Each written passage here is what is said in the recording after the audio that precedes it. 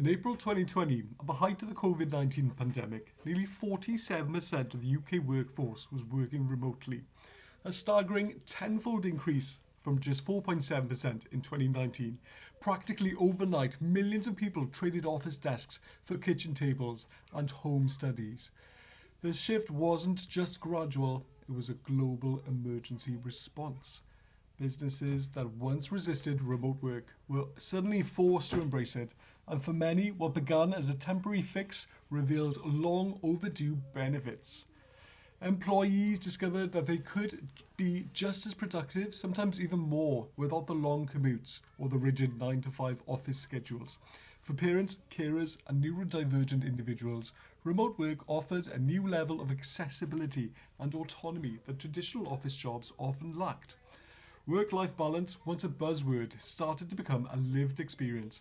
Employees also noticed lower overhead costs, higher retention rates, and access to a broader talent pool, unconstrained by geography. Remote working didn't just transform individual lives, it began to reshape the very structure of the workplace and who could participate in it. Fast forward to 2025, and the UK working culture has undergone a major recalibration. While full time remote work has dipped, hybrid working has become the new normal for millions. According to the Office of National Statistics, around 28% of British workers now operate in a hybrid model, spending part of their week in the office and the rest working remotely. This blended approach is being embraced by both employers and employees as the best of both worlds. It offers a social and collaborative benefit of office life, spontaneous chats and person brainstorming, and stronger team cohesion, while preserving the flexibility and focus that remote work offers. For companies, hybrid models help reduce office space costs.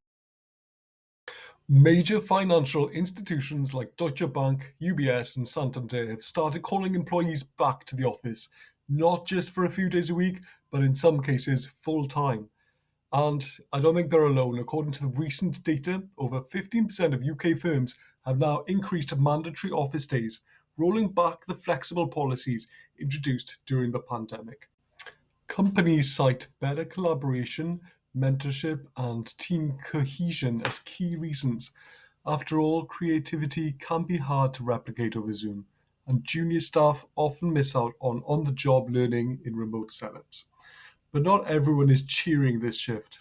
Some employees feel it is a step backwards, particularly those who prove they could work just as effectively from home.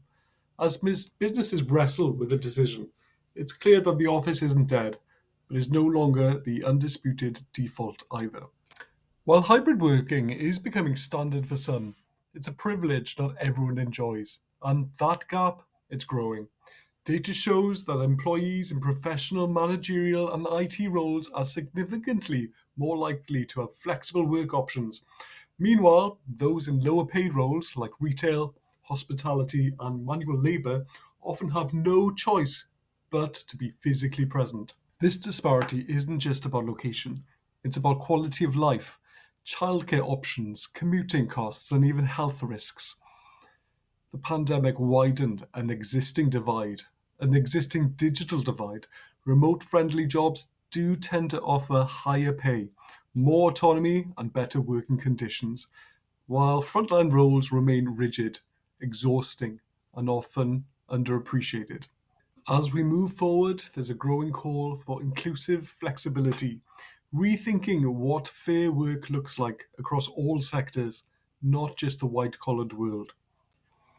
Back in 2023, there was an Indeed survey which found that 65% of UK workers would accept a pay cut, average of about 9.2% or £3,036 a year on a 33k salary for a more flexible work life balance, including hybrid or shorter work weeks.